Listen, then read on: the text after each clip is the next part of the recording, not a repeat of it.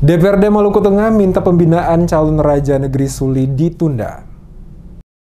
Komisi 1 DPRD Maluku Tengah meminta pemerintah daerah membatalkan proses pembinaan calon Raja Negeri Suli yang rencananya akan dihelat pada Jumat 21 Oktober. Keputusan penundaan ini setelah Komisi 1 DPRD Maluku Tengah menggelar rapat dengar pendapat dengan bagian hukum Setda Maluku Tengah dan warga negeri Suli yang merupakan perutusan dari Soa Amalutei, Soa Latus Lamo, dan Soa Wainusalaut di Masoi pada hari Senin 18 Oktober. Alasan meminta penundaan pembinaan terhadap calon Raja Negeri Suli itu karena adanya tambahan pasal 8 dalam Peraturan Negeri atau Pernek Suli nomor 2. Tambahan pasal 8 dalam Pernek nomor 2 dianggap bertentangan dengan Pernek nomor 1 karena dianggap mendiskreditkan calon lain untuk maju dalam bursa pemilihan Raja Negeri Suli. Ketua Komisi 1 DPRD Maluku Tengah, Set Latukarlutu, usai rapat dengar pendapat kepada DMS Media Group mengatakan, secara mayoriti, anggota komisi meminta pemerintah daerah untuk sementara menunda proses pembinaan terhadap calon Raja Negeri Suli dengan pertimbangan konsekuensi hukum akan dihadapi jika Pemda memaksakan proses pembinaan tetap berjalan. Ia menegaskan persoalan itu mesti disikapi secara serius oleh pemerintah daerah. Pasalnya, ada upaya penghambatan yang disengaja dilakukan oleh oknum-oknum kurang bertanggung jawab dalam kubu Badan Saniri Negeri Suli.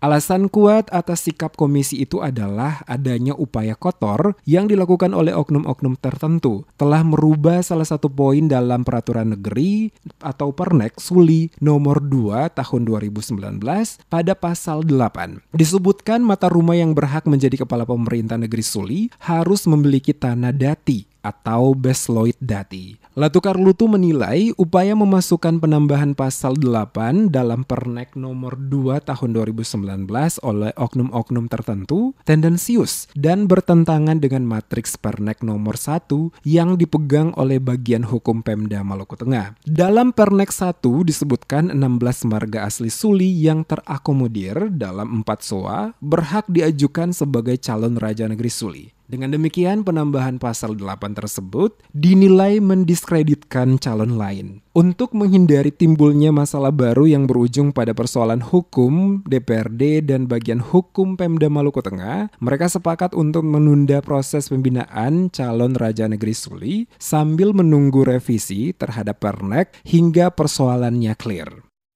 Tentang mata rumah yang berhak menjadi kepala pemerintah negeri Suli, itu ada satu poin yang ditambahkan itu bertentangan karena dia menyatakan bahwa marga yang berhak untuk menjadi raja itu harus punya register dati di Suli dan punya bislut dati yang dimiliki secara khusus. Nah, itu artinya dia bertentangan dengan yang pertama, yang 16 marga ini bisa jadi berhak punya hak yang sama.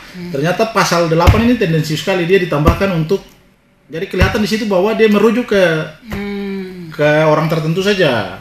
Dan oleh karena itu tadi bagian pemerintahan maupun bagian hukum juga menyampaikan bahwa kalau ini dipaksakan maka dia akan berdampak hukum dan itu akan merugikan semua pihak lah. Suli akan terkatung-katung maupun pemerintah daerah juga akan digugat dan sebagainya. Karena itu kita semua sepakat tadi bahwa proses di Suli harus dipending.